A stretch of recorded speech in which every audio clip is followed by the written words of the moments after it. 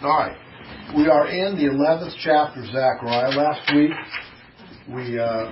I gave you kind of an intro to Zechariah. We talked about the nature of shepherds. We went through some verses in the Old Testament about the false shepherds, which, of course, are the false leaders of Israel. Those leaders that were preoccupied with themselves, but not preoccupied with the good of the people.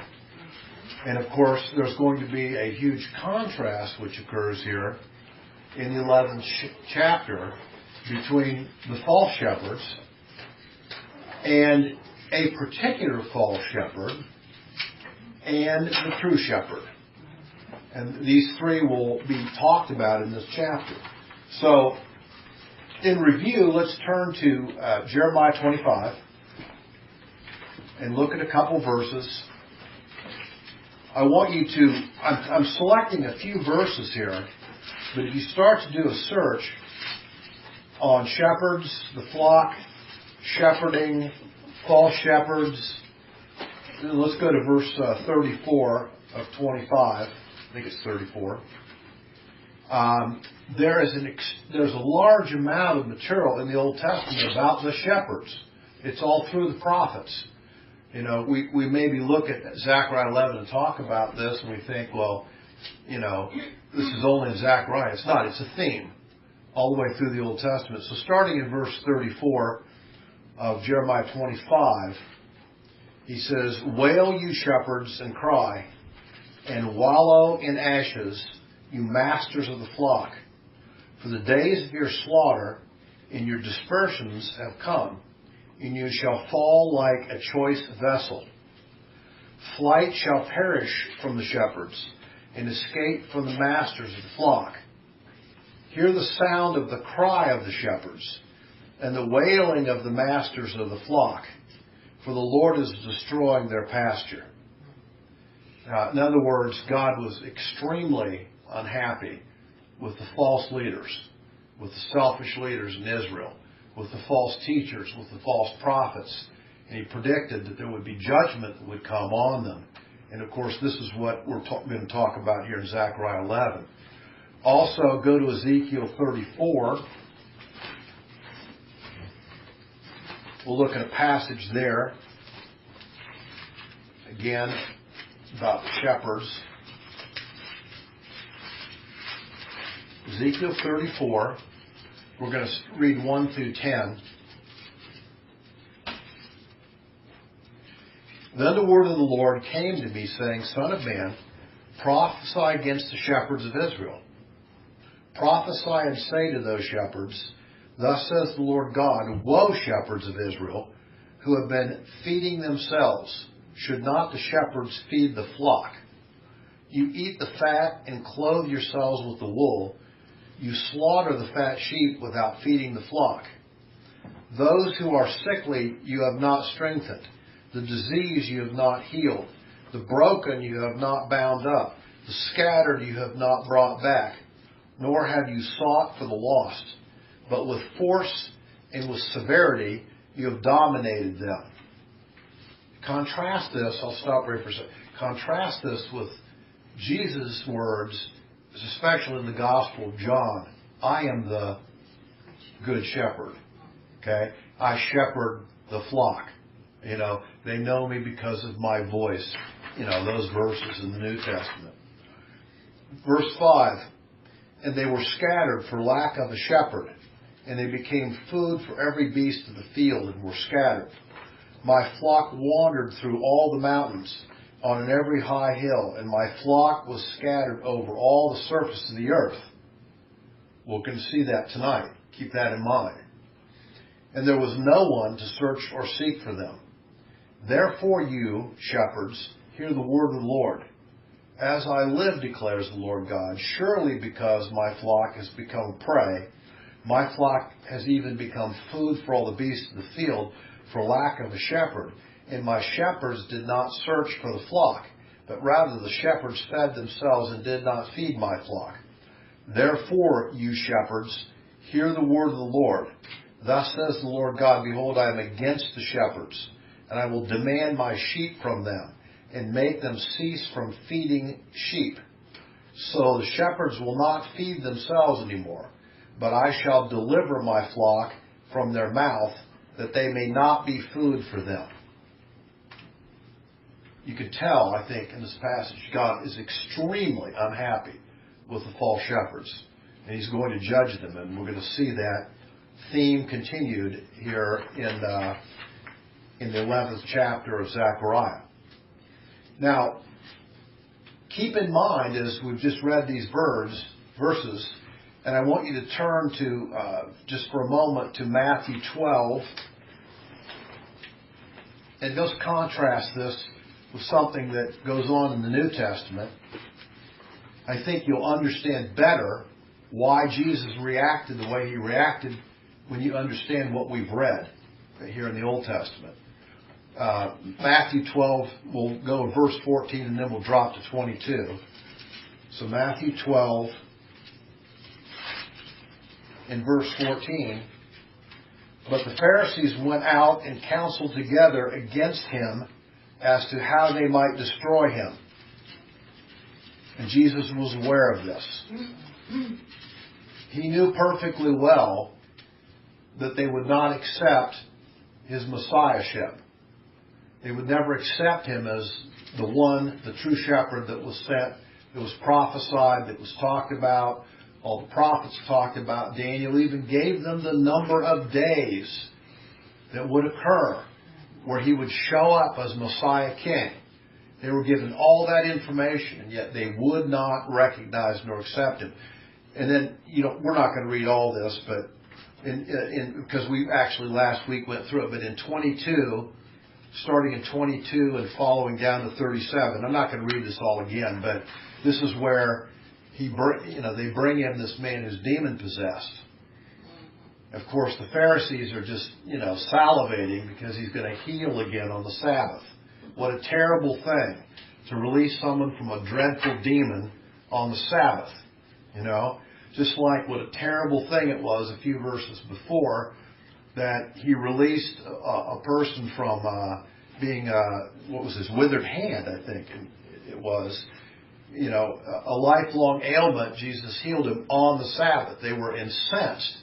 How could He dare work on the Sabbath? Okay?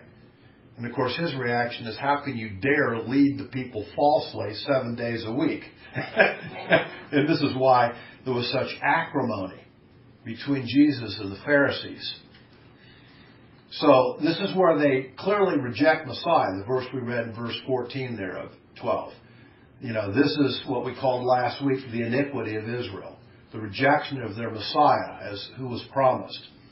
And Jesus, of course, states because of this iniquity that Israel would incur judgment. Not long after this, Jesus says some more words. And they are in the 23rd chapter of Matthew. If you turn over a few more chapters,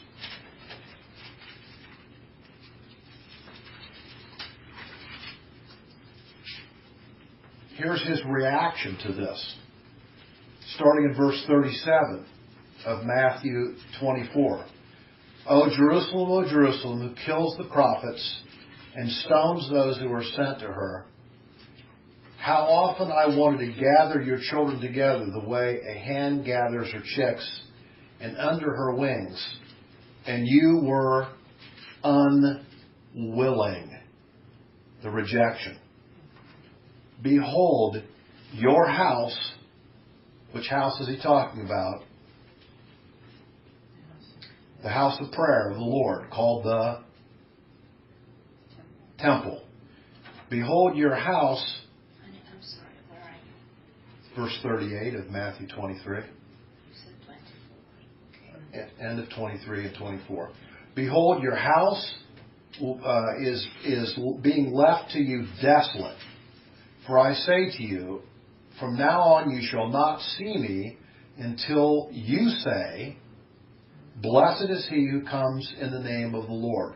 Until they are willing to literally state the Messianic Psalm in Psalm 118, they will not see Him again. They will not recognize Him. And of course this occurs at a particular time in history that we've talked about.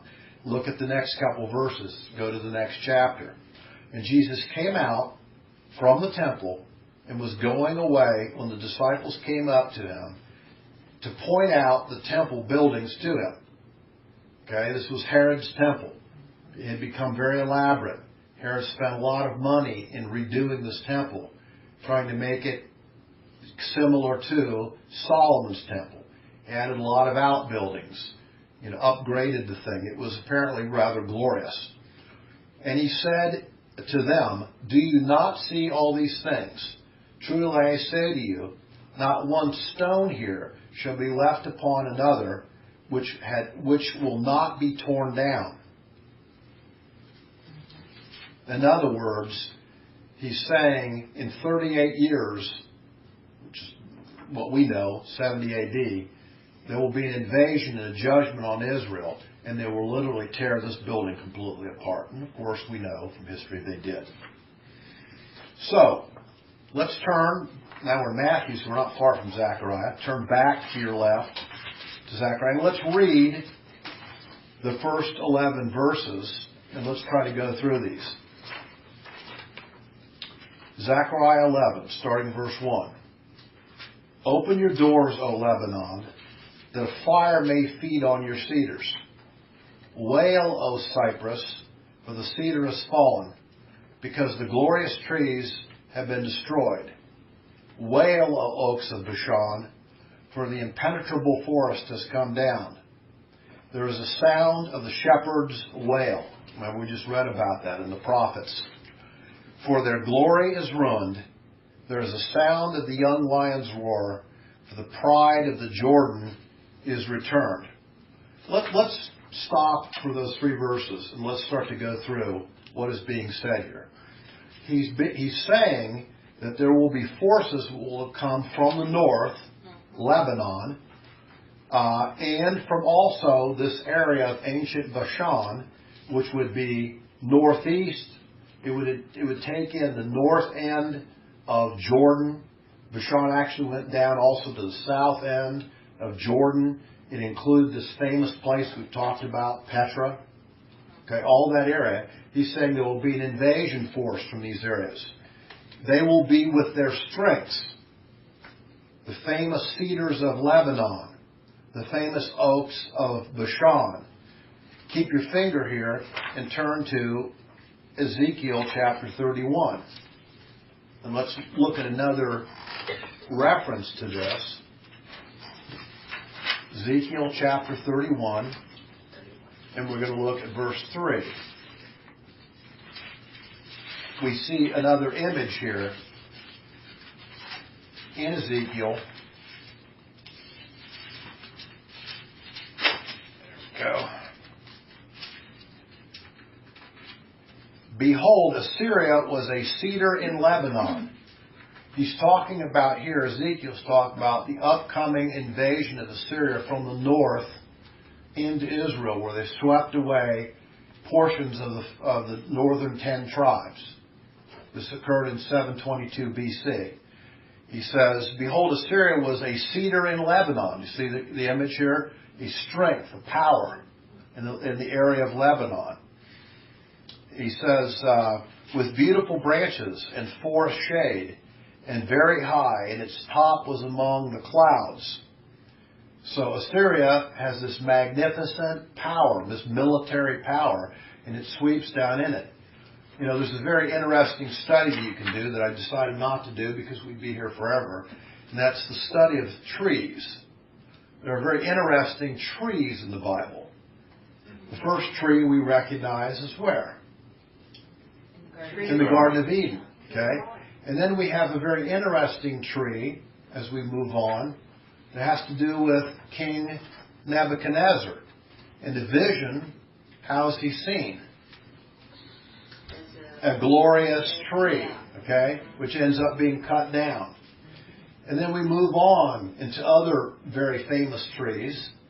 And then we see a tree that occurred, a very sad tree, a very despicable tree, that was used in 32 AD as a cross, where Jesus was nailed to a tree, as was predicted. And then finally, there's going to be some wonderful trees in the future. tree of life again in the New Jerusalem, another tree, which spreads out its branches, which end up being the healing power of all nations. So it's very, You said Jesus was nailed to the tree. The tree. There's even the cross.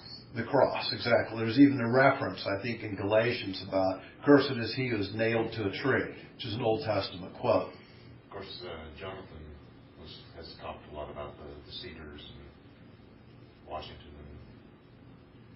Oh, Jonathan Cahn. Oh, Jonathan Cahn. Okay, I'm sorry. I didn't know who you was talking. Okay. Yeah. Yes. Yeah, there's very, very interesting. But we're not going to go into all that tonight. It would be a very interesting study to do. But so this prophecy that you're seeing here in Zechariah is a prophecy of double fulfillment. And you're going to see as we go through that it is. The first fulfillment of it is found in the invasion of the Romans in 66 AD in Jerusalem, following a 3 to 4 year siege. And of course then, after their capture of Jerusalem, this event called the diaspora, where Israel gets kicked out of their homeland and is spread all over the earth. But there's going to be a second fulfillment of this prophecy too. There will be a future invasion of Israel, a future invasion of Jerusalem. That invasion will occur, and the height of it will happen when? What happens? Gog and Magog. No. From the north? Well, close, but at the height of that, in the Battle of Jerusalem, that's being referred to actually in 2 chapters, or 1 chapter, in chapter 12 Zechariah, what happens? One of the most remarkable events in history happens. In when? During this height of this battle in the future in Jerusalem. In the future to us. You're talking about Armageddon? No, I'm talking about the return of Christ to the Mount of Olives. Oh, okay. Okay? He comes... Yeah. Oh, yeah. Oh, yawn, yawn, yawn. Oh, yeah. The return of Christ. I guess that does occur. I thought it was tough. So when he comes, what does he do? He enters the city. He walks in. There's an incredible battle going on right in the streets of Jerusalem. He empowers, we've read verses about this, he empowers the soldiers where it says that even the weak of them will be like the strong man. One of them will be no match for 10 of the enemy. Remember the verses there? Okay. And he empowers them, and it is at that moment that they look at him and they declare the 118th Psalm. The Messiah has come. Now, what are you quoting now? It is when Christ comes on the Mount of Olives. We'll get to it actually in Zechariah chapter 12. Actually, I think it's in 12. In the future, we're going to get to it. No, but Zechariah is the place where we're told that he comes and he sets down, as it were, on the Mount of Olives. Okay, we'll get into all this. We're going to get into some very interesting prophetic future in the next couple chapters. So he comes as the warrior, but that's what they've been looking for anyway. Exactly. That's what does it say in Revelation? Right in the 6th chapter, when it speaks of Jesus, it says, "A man with a crown, with a sword, who is on a white horse."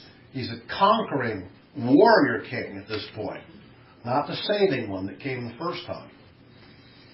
So, double fulfillment. You see the double fulfillment woven through here. Prophecy frequently has double fulfillment. Sometimes it has triple fulfillments to it. It will be true of one era, but it will also be true of another era at the same time. It says the false shepherds will wail because of this judgment on them, because, as we're going to see in the chapter more, they're going to lose their power. They're going to lose their influence over the people. They're not going to be able to do what they've done before.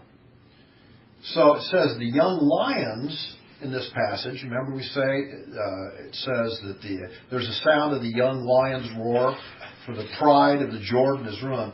The young lions refers to the compelling strength of the invading force. There's a reference to it. Turn to Jeremiah back.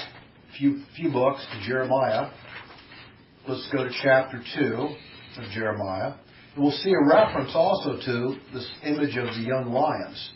It's 2 Jeremiah, 2nd chapter. We're going to look at verse 15.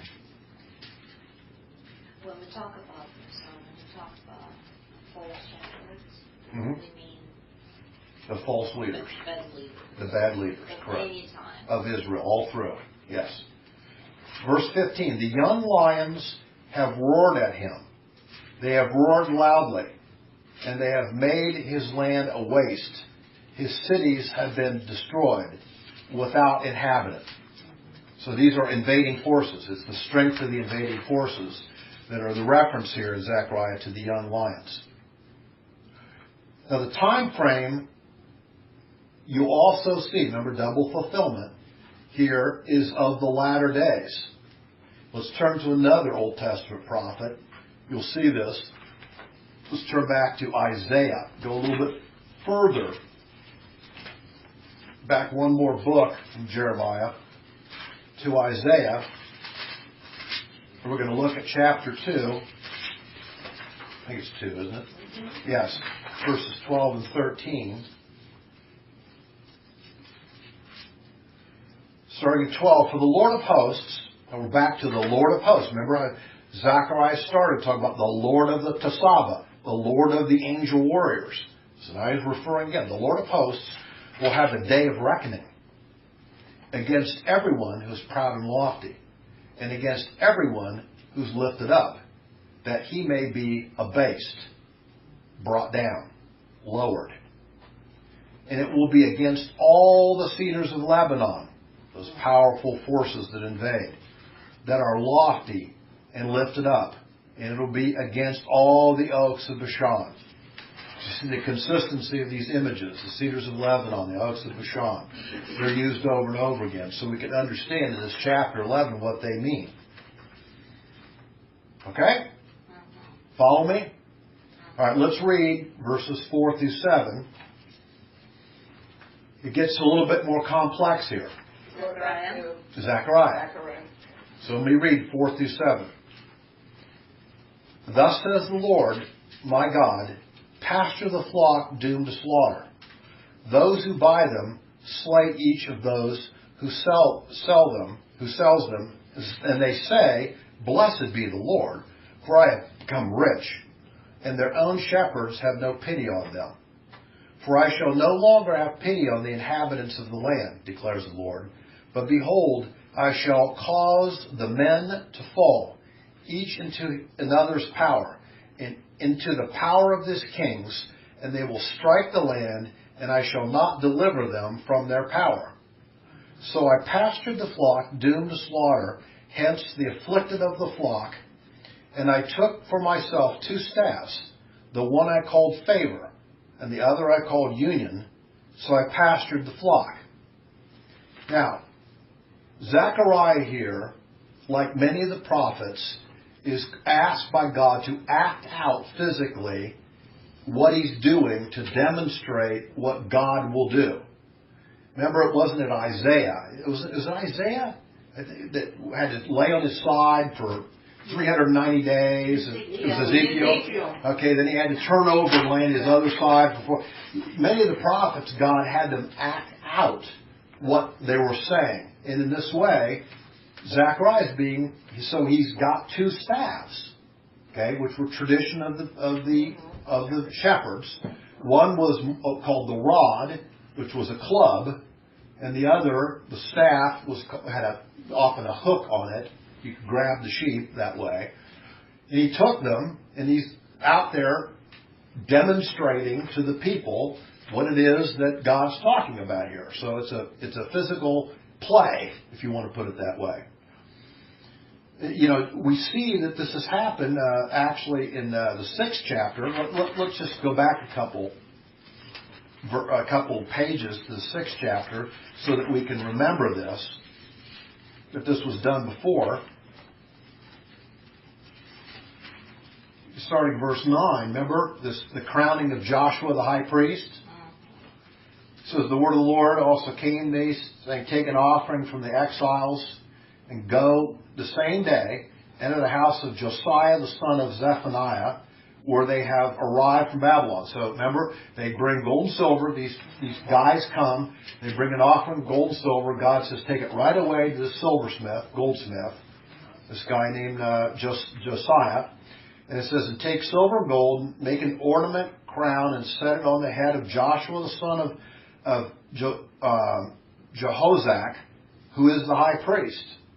Thus says the Lord, to say to him, thus says the Lord of hosts, behold, a man whose name is Branch, for he will branch out from where he is, and he will build the temple of the Lord. Yes, it is he who will build the temple of the Lord, and he will bear the honor and sit and rule on his throne. Thus he will be a priest on his throne, and the council of peace will be between the two offices. So they take this guy who came back into Babylon exile named Joshua the high priest, and they make this special crown that's woven between silver and gold. We talked about what that meant. We went to quite a bit of depth about that. And they literally have a ceremony, and they put it on his head. Now, some of the Jews that saw this had to be going, whoa! Okay? Why were they saying, whoa? You remember? You remember why? Some of them would have had a problem with this. Because, what about these two offices? Because they couldn't be put together. Yes, because you couldn't be a king and a priest. Okay? The only exception to that, in the entire Bible we read, was way back in Genesis. Abraham has this battle. Melchizedek.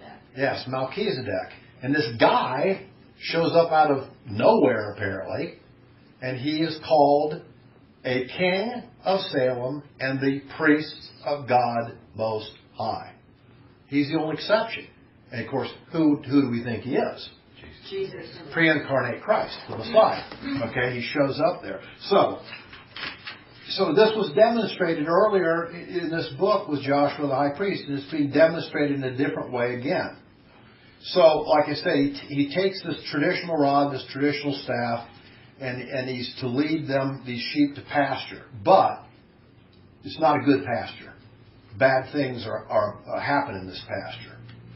So this pasture is being caused by these false shepherds of Israel because they betrayed the flock. Okay? They have made financial gain by manipulating circumstances in dealings with the flock. Turn again, we've seen it, turn, keep your finger here, turn to the right to Mark chapter 7. Let's again remember an example of this. This is one of the things that incensed Jesus, absolutely incensed him. Mark 7, starting at verse 6. And he said to them, rightly did Isaiah prophesy of you hypocrites. As is written, the people honors me with their lips, but their heart is far away from me. But in vain do they worship me, teaching as doctrines the precepts of men, not of God, ones they made up. Okay? Neglecting the commandment of God, you hold to the tradition of men. He was also saying to them, you nicely set aside the commandment of God in order to keep your tradition. For Moses said, honor your father and your mother. And he who speaks evil of his father and mother, let him be put to death. But you say, well, if a man says to his father and his mother, anything of mine you might have been helped by is Korban, that is, quote, given to God, that is a pledge, you no longer may permit him to do anything for his father or his mother, thus invalidating the word of God, that is, the commandment, one of the 10 commandments, okay, by your tradition, which you have handed down, and you do many things such as that. Remember, Korban, they could declare their parents' property as Korban. Therefore, it was removed from their parents at a point in time, supposedly dedicated to the temple, but they made this little clause. Oh, yeah. They made this little clause in there, but at a point in time, if you declare it Korban, you could buy it back for a certain amount of money. Therefore, in essence, they gave away to rob their parents of their estate. This is Korban. And this is exactly what these shepherds, quote, the Pharisees in this case, the shepherds, were doing. And this is what is being talked about here. And the temple makes money. And the temple makes money. They all make money. Matter of fact, I'll give you another one. They would come to sacrifice doves as a peace offering. The poor would bring their doves. This is all through the Jewish literature, okay? The priests would take their doves and they would examine them and say, well, I think this has a blemish. I don't think we can use it. So they say, well, go over there to that guy, and he has really good doves, okay? So they have this guy over there with doves that are no better than the doves the band brought, but they have this little mark on them. Little business. They're kosher doves, okay? So they have to buy them for like 10 times the amount of the ones that they owned. Mafia. All right, mafia. He said, go get that. And of course, it was the kickback deal between the priests and the sellers over here, making money back and forth, and all the people because they had to bring the doves for the offering. This thing went on in spades over and over and over again with the Pharisees and the priests in the Old Testament in the temple. Is it still going on today? Of course it is. It's going on in every political organization, every bureaucracy, every religious system. It goes on and on and on. It's, and again, if Christ was standing here, he would be as disgusted as he was with the Pharisees. We're going to go on here in a few verses where he talks about these false leaders. And in Hebrew, it says that he was nauseated with them. When he saw what they did, he wanted to vomit. That's literally what it says in the Hebrew.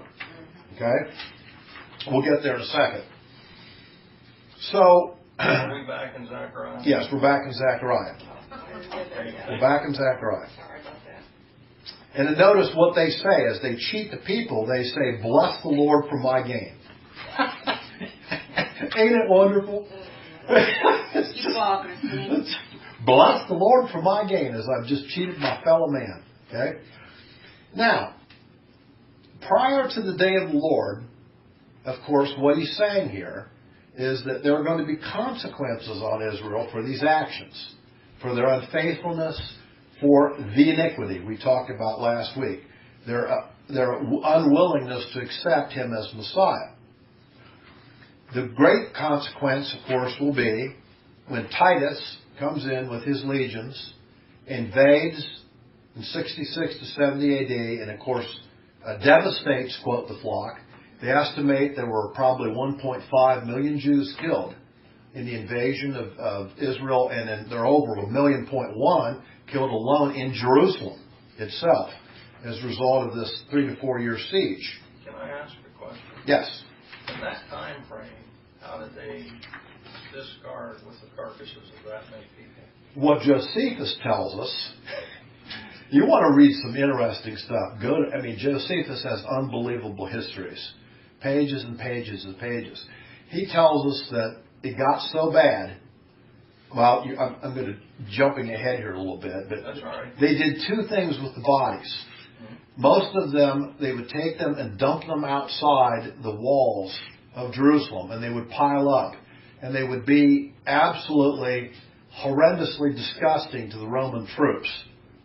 Huge sanitary hygiene hazard. Okay, the Jews would dump them over the wall. Whose bodies? The dead people that died inside the city of Jerusalem from malnutrition disease. Yes. Okay. Josephus also tells us they did something with a certain amount of the other bodies. They ate them. There was rampant cannibalism. Yeah, I remember seeing something. I remember I even read in one quote in Josephus a few weeks ago the story about the mother who cursed her own child for being born and then ended up roasting her baby and serving it. And then offer it. And then offered it to other people. Yes. Yes, and this was, it's unbelievable the suffering that occurred in the city during this time. And how evil man is. Oh, the unbelievable inhumanity of man that hasn't changed now. Human nature is human nature, evil is evil. Zechariah also is to imagine pasturing this doomed flock, this flock that's going to be devastated, this afflicted group. Now, he's told by God with his rod and his staff to name them two different things. Okay? The one staff, he is to name favor. In the Hebrew, or graciousness. In the Hebrew, it's noam. Okay? You don't necessarily have to turn it if you don't want to, but in the book of Ruth, we have a very interesting statement. I think it's in 120 here. Ruth 120, I'll read it to you. And she said to them, do not call me Naomi. That's her name. Okay, Noam. But call me Mara, for the Almighty has dealt very bitterly with me. So Ruth's name means favor or pleasant or graciousness. Okay? There's actually 7 different times that this name is used in the Old Testament. This word is used. So he says, call one of these Noam, favor, grace. And then he says, the other staff, he says, call Kabal, which means binding or union, to bind together. In other words, what he's saying is that even though this flock would be devastated and would be judged, that there eventually would be a solution and a healing to all their problems. Okay? There would be grace and union. There would be grace and binding or healing that would eventually occur. And of course, this is all in stark contrast to what's going on and how the false shepherds have been devastating the flock also. Make sense? All right. So let's go through verses 8 through 11. Here's where it gets particularly challenging. Well, the other was easy. It gets more challenging.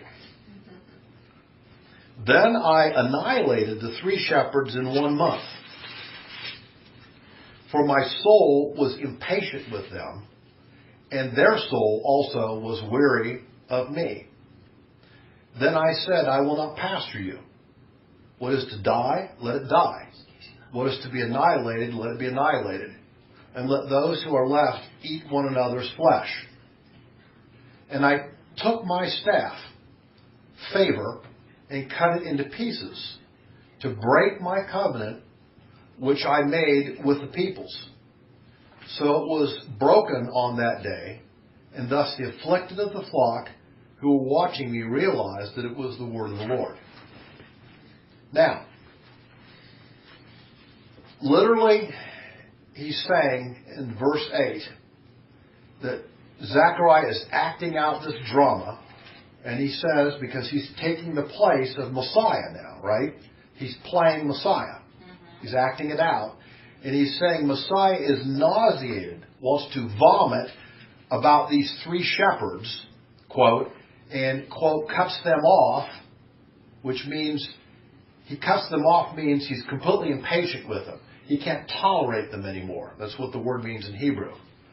Now, let me tell you, well, first of all, before we go into that, we're also told that he is not to save the sheep any longer. Right? Let be what will be. The consequences of their sins have created an inevitable result. There will be an inevitable consequence or inevitable judgment. What will be, will be. Zechariah is told.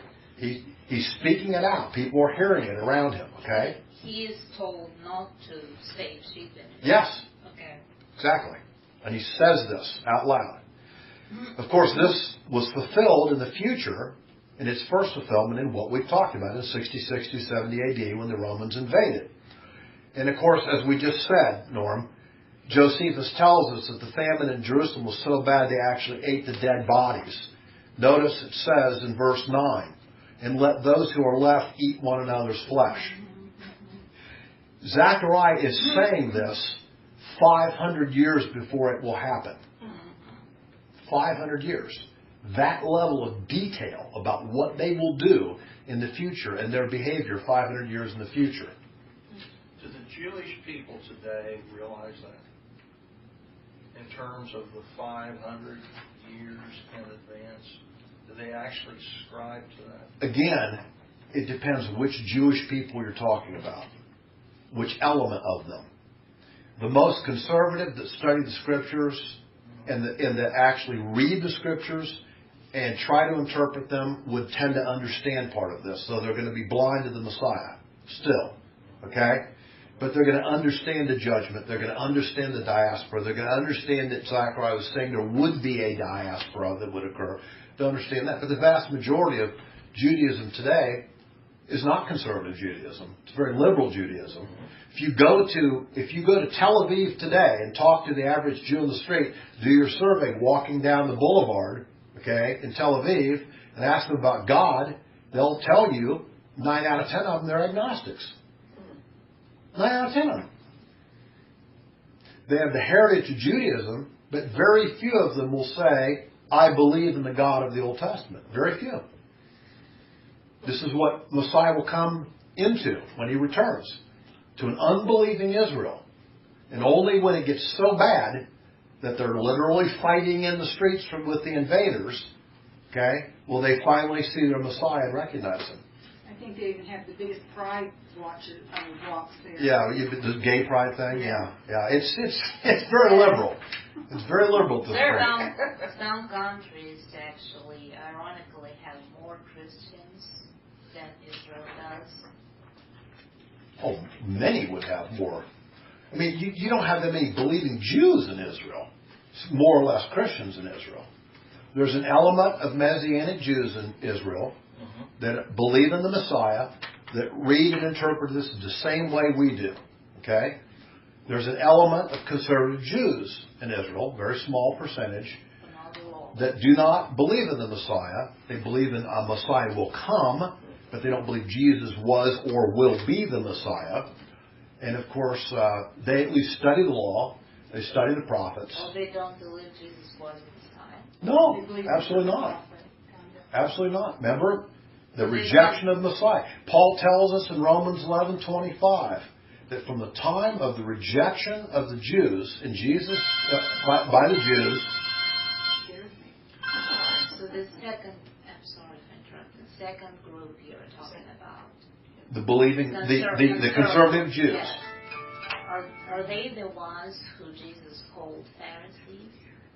Yes, during His day, they would be the ones. That's the same type of. Yes, and we're going to talk about that just in a second here, because we're going to talk about who are these three shepherds. Okay? So let's talk about this. I'm going to give you my best interpretation of this verse, because this is a very difficult verse to understand. I'll read the verse again to you. Which one? 8. Verse 8. I know who that is. Sorry. I know. I'm sorry. I apologize, Esther. Hello? Yeah. You trying to reach Grandpa? Okay, hang on. Okay, in verse 8, he says, Then I annihilated the three shepherds in 1 month, for my soul was impatient with them, and their soul also was weary of me. So I'll tell you, to the best of my ability, what I think this means. Remember the context. False shepherd versus the true shepherd. All right? Also, we see here that there are these three, quote, future shepherds or leaders that are particularly nauseating to the Messiah in their effect on Israel. Now, let me give you a little history here, and I think you'll see if it makes sense to you. To go back to what's happened in history. In approximately 165 BC, Judas Maccabee, one of the 5 sons of Matthias Maccabee, remember we went through this, he is compelled by God to have a rebellion against the domination of the Seleucid Empire, the Persian Empire that has bothered them and has come down. They've spent 12 years being absolutely ravaged by Antiochus Epiphanes. He has persecuted them and killed hundreds of thousands of them over this 12 years. Judas finally gets a warring faction. They get swords and all these things, and he has military training of some sort. and he starts going after these Seleucid troops with these rebel attacks, and he's successful. Remember, I went through a whole history of this a few weeks ago. The Seleucids send in their general. Judas annihilates them. They send in another one, another troop movement. Judas out-strategizes them and annihilates them. They have to withdraw again. They send in wave after wave, and he wins, and he wins. And as I read in the account of Josephus, when I read this, it's interesting how Judas constantly says, and the Lord gave us the victory. The Lord showed us how to do it. And he constantly is depending on God in terms of how to do this and what to do and when to do it. When do you attack? When do you withdraw? Do you meet him here? Do you meet him there? God is obviously directing Judas to do this. After a few years of this, and some other things that happened also back in Persia, the Seleucids say, this is not really going so well for us, and they withdraw. So Judas and his brothers now, over a period of 2 or 3 years, have basically effectively cleared Israel of the Seleucid powers. They now have a free Israel. Now, Judas and his brothers finally die, and there's a grandson of one of his brothers. I think it's the grandson of Simon Maccabee, his brother Simon. His grandson is named John Hyrcanus. He takes actually a Greek Hellenized name. And John Hyrcanus also has some battles against some local people in Israel. He expands control over Samaria, Galilee, and the Transjordan, and he establishes what we call the Hasmonean dynasty. This is about, I think I wrote in here, the beginning of John Hyrcanus' ruling would be about it's not 165, it's actually more like probably 135 to 37 AD. So there's really about 100 years or so where they are an independent state under John Hyrcanus and people that follow him. So there's a series for a couple generations of these Hasmonean kings of Israel. Are you following? Okay. Now, this comes to an end, though, because they become invaded by Rome. When they come in, the Romans say to the Hasmoneans, you're done. Your has-been. Exactly. And they pick this guy to become the king of Israel. He's very famous. His name is called Herod the Great. But he's not even really a Jew. But they decide that he's going to do the bidding of Rome in his rulership over Israel. So they put him on the throne, which causes a lot of controversy because he's not really a Jew. All right? And this controversy sweeps into the day of Jesus. Because as Christ is born, there's all this conflict. There's the zealots. There are these attacks on the Romans because they can't stand the imposition of Herod the Great and his followers. And Agrippa is after him, etc. So it's in this environment that something happens during this 100 years. We have the development of two different groups and a third group. The first group is when the Pharisees begin. They are a political and a religious force. They are conservative studiers of the Bible, okay? And they have their political and they have their religious power. Then there's another group that are a little different than they are, have a little bit different theology to them, called the Sadducees. Okay? They began around this time also. Do you understand why Jesus deals with the Pharisees and the Sadducees? And there's this third group called the high priests. Okay? Matter of fact, when you talk about the trial of Jesus, who did they go to? The high priest Caiaphas, right? So there's a series of high priests. There's this group called the Pharisees and this group called the Sadducees during this time. I think probably these are the three shepherds, because they're all leaders of Israel, that he says, I can't stand you. Because when Christ comes himself, what does he do about the Pharisees, the Sadducees, and the high priests? You're out of here. Right. I can't stand you. So I think that's why I think I believe this is the probable interpretation, but You can study it yourself and see if you have a better one. It's What's your time frame? From the beginning? of the Hasmonean dynasty, Yes.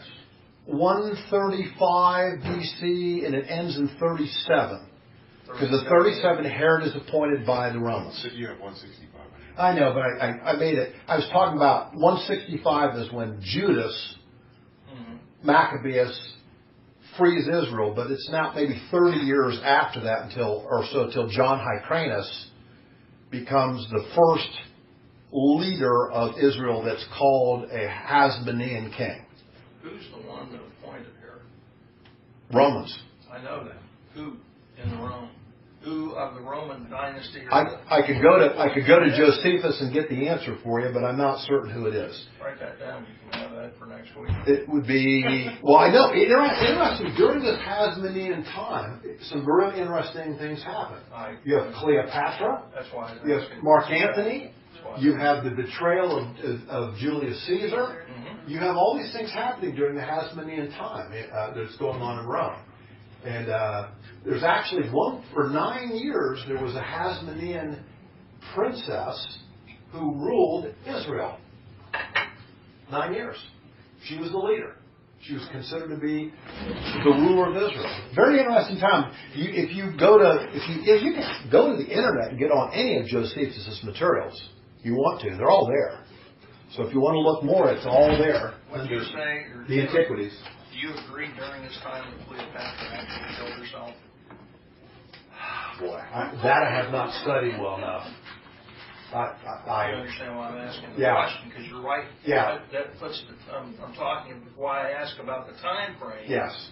And who all was involved and who appointed Herod, and now here we go. Yep. It's all that time frame. It's all that time. Absolutely. So, I'd have to look at who the actual, during the time of Herod at that time, before Augustus, I'd have to look. It pleases me. I finally stumped you with something. Yeah. It might, I'd have to look at the time frame. It might even be Julius Caesar. Good attitude. Hey, Yeah, that's true. I actually asked a question. Stump the nerd. That's Yeah, well, I don't know about the nerd, but I said, that's a first. I'm going to write this down on the calendar. Just remember your questions. I got it. There's no problem with that. That's an area that I study, and when he got to it, that's why I asked the time frame. So that's what I think the three shepherds were that nauseated him, that he was impatient with, he couldn't put up. And isn't it interesting how prophetic? He says, my soul was impatient with them, and their soul was impatient with me. Yeah, pretty impatient with him. They killed him. What is your time frame that it's taking you in your study period to literally come to that philosophy under verse 8? That one took a while. That verse itself, I spent a couple hours on because it was difficult to try to go through and try to correlate what was going on in Israel historically at the time with what Zechariah seemed to be saying. So, and there may be a different interpretation. It just makes sense to me in the historical narrative. It makes perfect sense Yeah. to me. Well, the Christian Treasury agrees with you. Oh, really? See, I had there's like 40... There's 5 shepherds, actually. There's 40 different interpretations of who the 3 shepherds are if you want to go through. So I threw them all out and just said, okay, Lord, show me. And I just went through some of Josephus' material, and it made sense to me that this was the interpretation. I had no idea that... Now, this one just says that Israel's religious leaders, the Herodians, political party, Sadducees, the liberal party, the Pharisees, the conservative party. Yes. Not a whole lot different from today. No. Okay, so let's finish this off. It says here that verse 10, verses 11, and I took my staff, favor, which means graciousness, Noami, and I cut it to pieces to break my covenant which I had made with all the peoples. Now, this is not the Abrahamic covenant. This is not the Davidic covenant. This is not the Mosaic covenant. This is his agreement that he made back in Deuteronomy 28 that we have gone through many times, referred to. It's the blessings and the cursings. Remember? Very extensive description of the blessings and the cursings. That's the pact he's talking about. You have acted in a way that you've brought cursings on to you. And that's what he's saying. That's why he's cutting up favor. No favor on them for a period of time. The Romans are going to come. They're going to come and invade. And so this cursing eventually leads again to the event called the diaspora. So he's acted this all out, and the people are watching him, and they finally look at him and they say to him, verse 11. Okay? What's the end of verse 11? It's the word of the Lord. This must be the word of the Lord. In other words, they're saying he is indeed a prophet. He is speaking God's word. In other words, it's whoops. Yeah. Yeah. Literally. Of course, they're only understanding one portion of what this means because they don't know what's going to come in the future. Again, that's why I asked you about the Jewish people and how they perceive it, why they can't get it. And then obviously it's the practice of what is being taught. Yes. Which is not a whole lot different than what's being taught in the Christian side. No, absolutely. It's the same principle. It's the same, frankly, strategies of Satan. How to get people off track. How to appeal to human need for power and money. You know, it's just the same strategies. Just depends. The players are different. The era is different. The strategy is the same. So, questions? Yeah, when's he coming? The return? Oh, yeah. I stumped you on one. Am I going to stump you on two? I would only say, in view of everything that we read of the prophets and the description of the end times, We're getting closer. very soon. We're getting closer. Very soon. So How soon? The last of the Gentiles. But what's very soon to you might not be very soon to God. It's true, but when he describes the events towards the end, he's not speaking in his time frame. He's speaking in our time frame. Remember, 7-year period. You know, so we can think of it in our time frame. So I think, yes, I think the events that we are literally watching in the news on a practically nightly basis, when you look at Israel and you look at the other things, the other insanities going on across the planet, you know, there's just a spirit of insanity. And people in countries are doing insane things. There's just no country they're doing. There's no reason at this point. It's a level of insanity that's remarkable. It's insanity on a political level, on a country level, on a human group, ethnic group to ethnic group level. It's just like people are coming unglued. Well, we've had that before. Maybe not to the same extent, because we've got media today that is instantaneous. Yes, it's And true. That's a big difference. Did you watch what ISIS did yesterday? No. Joe. They blew up the mosque that's in Mosul. Because, this mosque has been there for I don't know how many years. 800, 1,000 years?